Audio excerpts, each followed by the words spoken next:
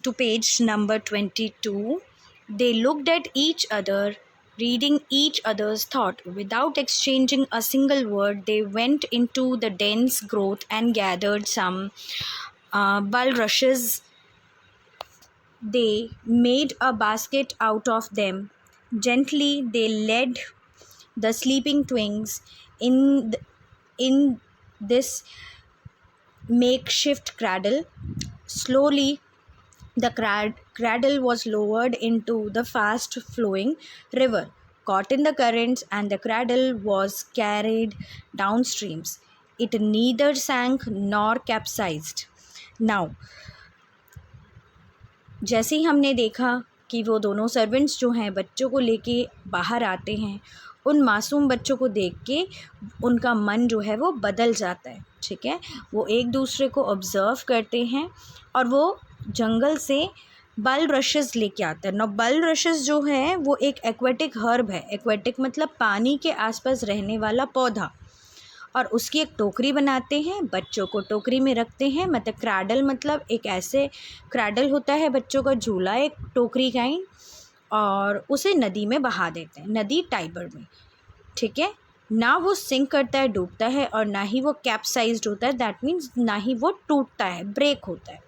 It finally came to rest in the clump of bushes in the It finally came to a rest in the clump of bushes in the Palatine Hill, so far pulled by the gently rocking motion. The twins have slept peacefully. Now, cold and hungry, they let out to loud wailing. The hills echoed with their pitiful crying. Now, finally, क्या होता है, क्योंकि वो ना डूबता है और ना ही टूटता है, तो एक बुश जब नदी की धारा कम होती है तो वो एक बुश यानी झाड़ी के पास आके रुक जाता है, वो टोकरा। ठीक है, जिनमें वो बच्चे होते हैं। और वो झाड़ी कहाँ होती है? पैलेटीन फुट हिल्स, यानी पैलेटीन नाम के जो पहाड़ हैं उनके पास। अब वो बच्चे जो हैं, क्योंकि पूरी रात आराम से सोते हैं और ठंड और भूख के मारे अब वो रोने लगते हैं। पूरी पहाड़ में उनकी जो रोना है वो सुनाई देता है। एकोड मतलब द माउंटेन्स एकोड, आपने देखा होगा जब पहाड़ पे हम कुछ चिल्लाते हैं, पहाड़ के आसपास हमारी आवाज़ गूंजती है, तो बच्चों की आवाज़ भी बहुत गूंजती है। Somewhere deep in the cavern, a she wolf heard their strange human sound. She followed it to the river bank. Seeing the two human babies, she shrank back in fear. Now what happened? उनकी आवाज़ जो थी she wolf यानी मादा भेड़िया ने सुना। ठीक है, मादा भेड़िया मीन्स शी वुल्फ मतलब फीमेल वुल्फ। वो अपनी गुफा यानी केव से बाहर आती है और वो उन बच्चों की आवाज़ सुनती है। आवाज़ की मदद से वो नदी किनारे पहुंचती है और उन बच्चों को देख के हैरान हो जाती है। However, gradually overtaken by the maternal instinct, she picked up the children in her mouth. Gently, she carried them in her quiver, where her own cubs were playing. Now वो बहुत केयरफुली अपनी मैटरनल इंस्टिंक्ट का मतलब होता है ममता से। ठीक है, मदर्स जो होती हैं वो बहुत केयरिंग होती हैं, उनमें ममता होती है। तो शी वुल्फ की जो ममता थी उन बच्चों को, ममता की वजह से वो उन बच्चों को उठाती हैं मुंह में और बहुत केयरफुली अपने केव में ले आती हैं जहाँ उसके अपने खुद के बच्चे खेल रहे होते हैं। She nursed them as though they were her own. They grew up with the wolf cub, adopting their ways. One day, a shepherd passing by saw the strange sight of two children playing happily with the wolf cubs. Having no children of their own, he was overjoyed. Now, what the female wolf did, she nursed यानी वो उन बच्चों का ध्यान देती है और वो बच्चे धीरे धीरे वुल्फ कब यानी वुल्फ के बच्चों के साथ बढ़ने लगते, बड़े होते हैं। ठीक है, एक दिन एक शेपर्ड मतलब होते हैं चरवाहा वहाँ से जाता है और उन दोनों बच्चों को वुल्फ कब के साथ खुशी खुशी खेलते देखता है। एंड उस शेपर्ड के अपने कोई बच्चे नहीं होते, तो ही वॉज ओवरजॉयड, उन बच्चों को देख के वो बहुत खुश होता है। He crept up to the unsuspecting children and invaded the watchful eyes of the wolf, he managed to escape with the twins. Now what happened कि वो वहाँ तक जाता है, crept मतलब चुपचाप जाना, वुल्फ की नज़रों से बचता हुआ वो उन दोनों बच्चों को वहाँ से एस्केप यानी भगा के ले आता है, उठा के ले आता है. Under the caring love of the shepherd and his wife, they soon forgot their wild instincts and became the shepherd lads. अब शेपर्ड और उसकी वाइफ जो है वो उन दोनों ही बच्चों को अपने बच्चे की तरह पालते हैं, मतलब क्योंकि उनके खुद के बच्चे नहीं होते तो वो उन बच्चों को बहुत प्यार से बड़ा करते हैं. और वो अपनी चीज़ें यानी वो बच्चे जो हैं वाइल्ड की जो इंस्टिंक्ट्स थी वो सब भूल जाते हैं, यानी वुल्फ के साथ रह के जो उन्होंने सीखा था वो सब कुछ भूल जाते. They grew to manhood strong and powerful. However, they lived by the law of wild. They spent their days attacking bandits and distributing their earnings among the poor shepherds. So वो दोनों बच्चे जो हैं मैनहुड मतलब बहुत strong powerful और manhood की तरह बड़े होते हैं. मैनहुड मीन्स इंसानों की तरह बड़े होते हैं, इंसानों जितनी समझ होती है उनमें. और वो स्टिल लेकिन वाइल्ड के लॉ यानी लॉ ऑफ वाइल्ड मतलब जो जंगल का जो कानून है उसके हिसाब से रहते हैं. जैसे आपने मोगली देखा है ना, मोगली भी वुल्फ के साथ बड़ा होता है. सिमिलरली वो पूरा दिन जो है बैंडिट्स यानी जो डेकॉइड्स होते हैं, डेकॉइड्स का मतलब डाकुओं को अटैक करते बिताते हैं और जो भी अर्निंग उनकी होती है वो पुअर शेपर्ड्स में बांट देते हैं.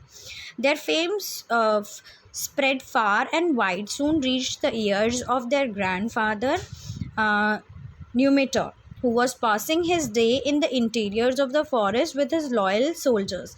He immediately summoned a servant that the twins and had brought the twins before him. Now what happened, आपको याद होगा, अभी आपने वीडियो में भी देखा, नेमिटोर जो उनके रियल दादाजी होते हैं उनको जंगल में भेज दिया जाता है. नाउ नेमिटोर जो है उनके नेमिटोर जो है अपने इन बच्चों के बारे में जब सुनते हैं तो उन्हें वो कुछ अपने सर्वेंट्स के साथ होते हैं, मतलब कुछ ऐसे सोल्जर्स जो उनके लॉयल थे. ठीक है, जब उनको जंगल में भेजा गया तो कुछ ऐसे सोल्जर्स थे जो इनके साथ ही जंगल में चले गए. ठीक, और उनके द्वारा वो उन सर्वेंट्स को भेज के उन दोनों ट्विंग्स को वो अपने पास बुला लेते.